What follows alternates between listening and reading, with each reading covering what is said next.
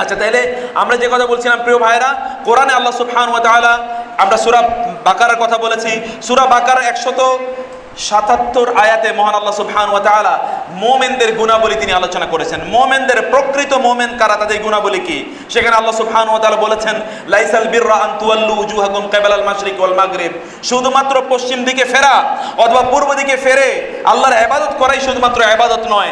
ইবাদতের আরো অনেক সংজ্ঞা রয়েছে, তা হচ্ছে আল্লাহর প্রতি ঈমান আনা, আখিরাতের প্রতি ঈমান আনা, দান সাদাকা করা, যাকাত প্রদান করা, ইয়াতীম মিসকিন এবং যারা যারা যারা ফকির আছে তাদের জন্য সাহায্যের সহযোগিতার হাত বাড়িয়ে দেয়া, যারা ভিক্ষুক তাদের জন্য সহযোগিতার হাত বাড়িয়ে দেয়া, এবং সালাত আদায় করা, যাকাত প্রদান করা, প্রতিশ্রুতিগুলো পূর্ণ করা। প্রিয় ভাইরা, প্রতিশ্রুতি, কাউকে যদি ওয়াদা দেন, আপনারা যারা এই এলাকায় ব্যবসায়ী রয়েছেন, রাসূল সাল্লাল্লাহু আলাইহি ওয়াসাল্লাম বলেছেন, আল আহদু দাইনুন, আল আহদু দাইনুন, আমরা যে কাউকে ওয়াদা দেই, ওয়াদা একটা ঋণ। ওয়াদা ওটা কি? একটা ঋণ। লা ঈমান লিমান লা আহদা লাহু, তার ঈমান নাই যে তার প্রতিশ্রুতি পূর্ণ করে না। যেই প্রতিশ্রুতি দেন না কেন, সর্বান্তকরণে এটাকে পূর্ণ করার চেষ্টা করবেন।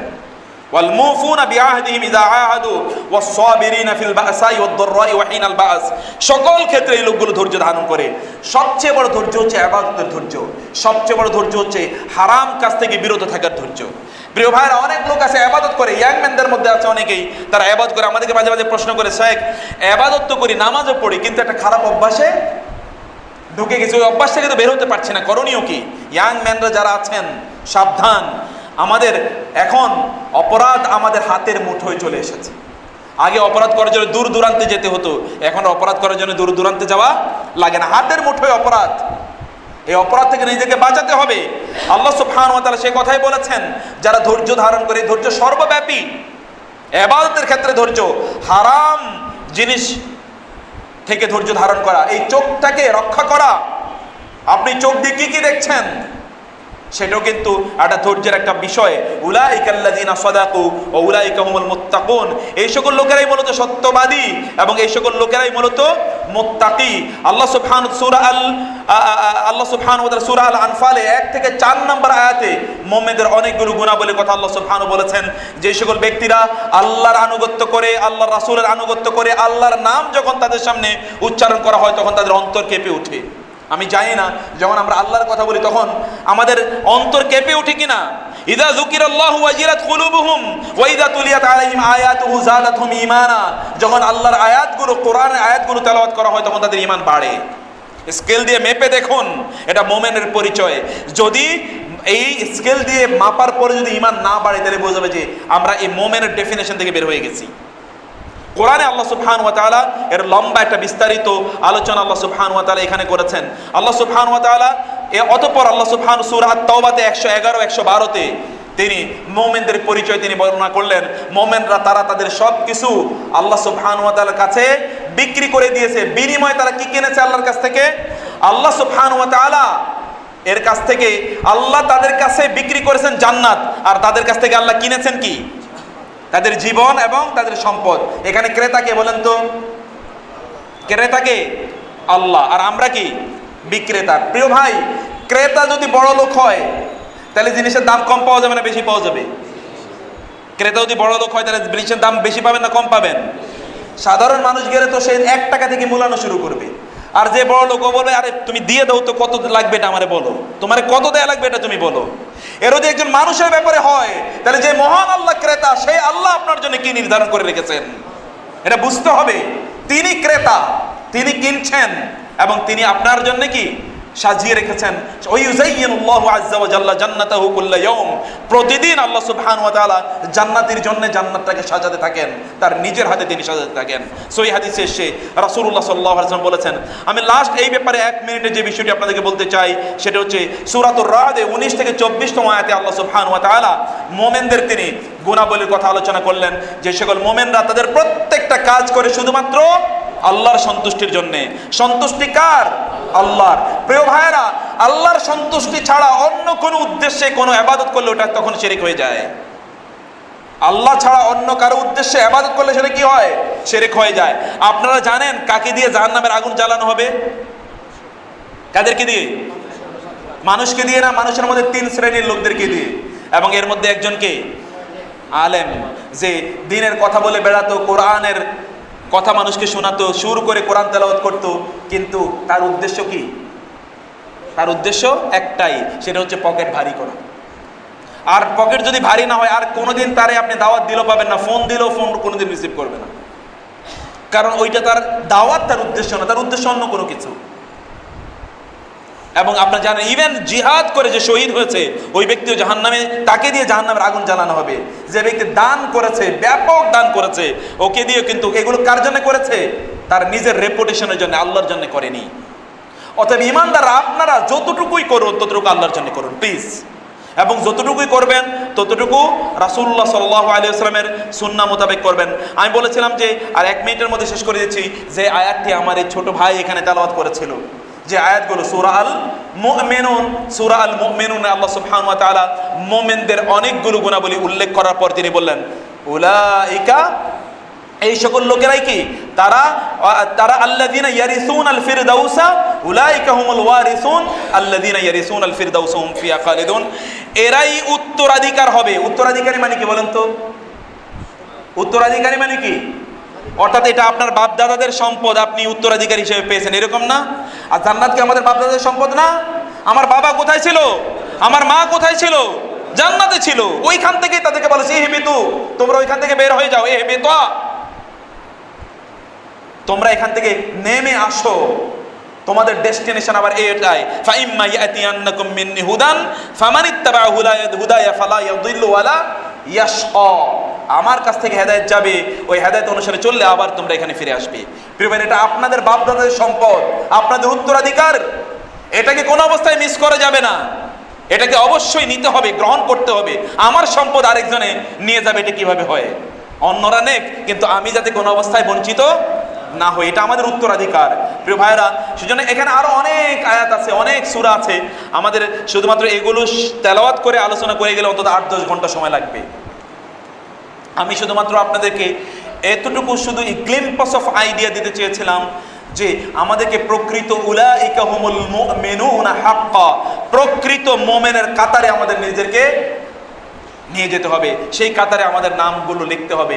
আল্লাহ সুবহানাহু ওয়া তাআলা সেই কাতারে আমাদের নামগুলো লেখানোর তৌফিক দান করুন। হাদা ওয়া সাল্লাল্লাহু সুবহানাহু ওয়া তাআলা আলা নাবিয়িনা মুহাম্মদ ওয়া আলা আলিহি ওয়া সাহবিহি আজমাইন। সুবহানাকাল্লাহুম্মা ওয়া বিহামদিকা আশহাদু আল্লা ইলাহা ইল্লা আনতা আস্তাগফিরুকা ওয়া আতুবু ইলাইক। এশার ফরজ সালাতের পূর্বে 4 রাকাত সুন্নত সালাতের হাদিস আছে না? এইরকম না, আপনি তো এমনিতে নফল সালাত যা ইচ্ছা আদায় করতে পারেন। মূলত 12 রাকাত সুন্নাহ সালাতের ব্যাপারে কি হাদিস, ওই হাদিস সেটা তো আপনারা জানেন। মান হাফাজা আলা সানতাই আশার রাকাতান, কেউ যদি দিন রাতে 12 রাকাত পড়ে তাহলে তার মর্যাদা আল্লাহ রাসূল সাল্লাল্লাহু আলাইহি ওয়াসাল্লাম জানিয়েছেন। কিন্তু এই ব্যাপারে কোনো ওইরকম, আপনি তো এমনিতেই মসজিদে ঢুকলে তো কি রাসূল সাল্লাল্লাহু আলাইহি ওয়াসাল্লাম হাদিসে এসেছে, ওই হাদিসে কিয়ামতের আলামত হলো মানুষ মসজিদে ঢুকলে 2 রাকাত নামাজ আদায় করবে, এটা কিয়ামতের আলামত। আমরা কি ওইরকম আলামতের মধ্যে আছি নাকি? নাই, আছি তো।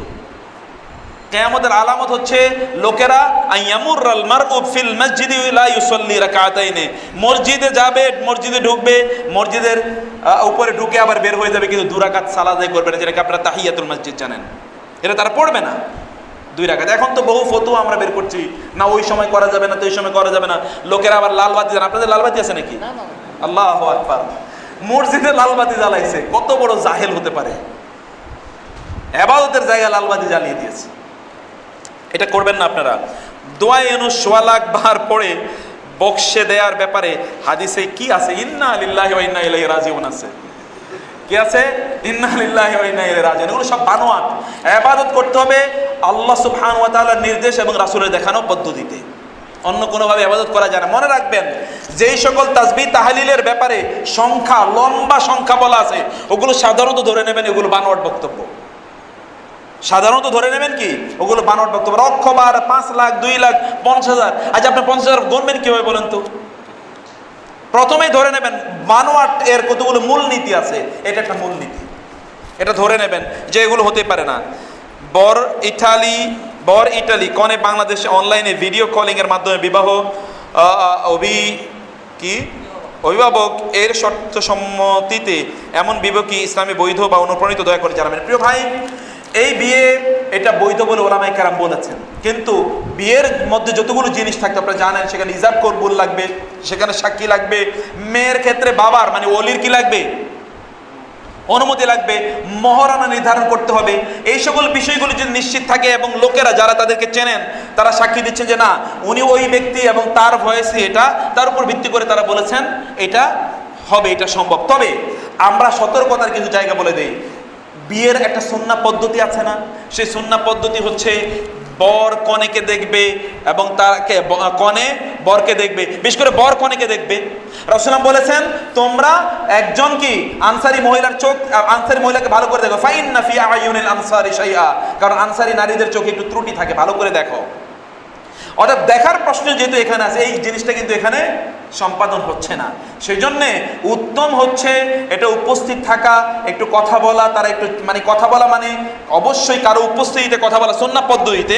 খালওয়া কোনো একজন নারী কোনো একজন পুরুষ যারা পরস্পরকে বিয়ে করতে পারে, এই দুইজন এক জায়গায় একত্রিত হলে শয়তান সেখানে 3 নম্বর জন হয়। সেই জায়গায় হওয়া আল খালওয়া এটা হারাম।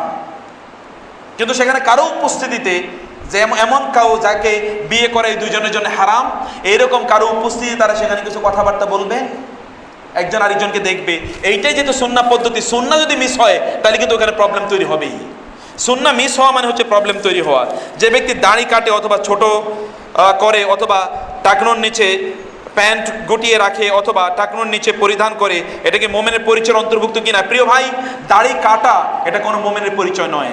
কারণ আল্লাহ সুবহানাহু ওয়া তাআলা কোরআনে আমাদেরকে বলেছেন, হযরত মূসা আলাইহিস সালাতু ওয়াস সালাম তার ভাইয়ের দাড়ি ধরেছেন, তার মানে দাড়িটা কেমন রাখতে হয়? ধরা। ইয়া ইবনা উম্মি লা তাখুয বিলিহিয়াতি ওয়ালা বিরাসি, তুমি আমার দাড়ি আমার মাথার চুল ধরে টেনো না। রাসূল সাল্লাল্লাহু আলাইহি ওয়াসাল্লাম যতগুলো হাদিস আছে সবগুলো হাদিসে বলছেন তোমরা দাড়ি ছেড়ে দাও, দাড়ি রাখো এটা বলেন না। কি বলেছেন? দাড়ি ছেড়ে দাও, দাড়িকে ছেড়ে দিতে হয়, লম্বা করতে হয়। অতএব এইটা কোন অবস্থায় যারা ছোট রাখছেন তারা একেবারে এটা ঠিক করছেন না। যারা টাকনুর নিচে কাপড় পরে আপনারা জানেনই হারাম। রাসূল সাল্লাল্লাহু আলাইহি ওয়াসাল্লাম বলেছেন কিয়ামতের দিন আল্লাহ সুবহানাহু ওয়া তাআলা ওই ব্যক্তির দিকে তাকাবেন না, আল মুসবিলু ইজারাহু খুয়ালা, যেই ব্যক্তি অহংকার বশত তার মানে টাকনুর নিচে কাপড় ফেললো, এর মধ্যে আছে বুখারী হাদিসে সে ওই অংশটা জাহান্নামে যাবে। অন্য বক্তব্য এসে রাসূলুল্লাহ সাল্লাল্লাহু আলাইহি ওয়াসাল্লাম বলেছেন লা ইয়ানজুরুল্লাহু ইলাইহিম লা ইউকাল্লিমুহুমুল্লাহ ওয়া লা ইয়ানজুরু ইলাইহিম ওয়া লা ইউযাক্কিহিম ওয়া লাহুম আযাবুন আলীম। আল্লাহ তাদের দিকে কিয়ামতের দিন তাকাবেন না, তাদের সাথে কথা বলবেন না, তাদেরকে পুত পবিত্র করবেন না এবং তাদের জন্য রয়েছে ভয়ঙ্কর শাস্তি। তোমাদের একজন হচ্ছে কি আল মুসবিলু ইজারাহু খুয়ালা, যে ব্যক্তি অহংকার বশত তার টাকনুর নিচে সে কাপড়টাকে পরিধান করে। তো এখানে আসলে ইয়াকফিনি হাদা ইনশাআল্লাহ। আরো অনেকগুলো প্রশ্ন আপনাদের ছিল এবং আছে, আপনাদের খতিব সাহেব এখানে আছেন, তিনি ইনশাআল্লাহ এগুলো আপনাদেরকে পরে অবশ্যই আলোচনা করবেন।